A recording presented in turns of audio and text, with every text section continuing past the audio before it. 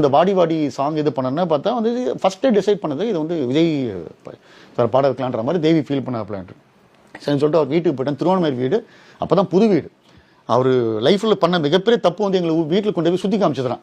வந்து இது வந்து ஜாப்பனீஸ் ஜென் இதில் மாதிரி பண்ணியிருக்கோம்னா ரொம்ப சிம்பிளாக பண்ணியிருக்கோம்னா இது இப்படின்னா சொல்லி வீட்டை ஃபுல்லாக சுற்றி காமிச்சார். சுற்றி காமிச்சோன்னே வந்துட்டு திடீர்னு தேவிக்கு வந்துட்டு இந்த சாங்கெல்லாம் போட்டு காமிச்சு இது பண்ணால் பார்த்தா எப்போ ரெக்கார்டிங் வச்சுக்கலாம் சார் நீங்கள் ஓகேன்னு சொன்னால் இப்போ கூட வச்சுக்கலாம் சார் இதுட்டுன்னு.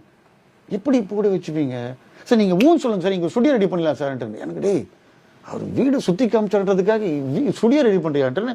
சார் இங்கே ஏதாவது பெட்ரூம் ஏதாவது இருக்குமா சார் அப்படின்னு சொல்லி பார்த்தா உள்ளே போயிட்டான். உள்ளே போய்ட்டு சார் இந்த வார்ட்ரோப் திறக்கலாமா சார் அப்படின்ட்டு. திறங்கலன்னா வார்ட்ரோப் திறக்க மட்டும்தான் அவர் கொடுத்தாரு.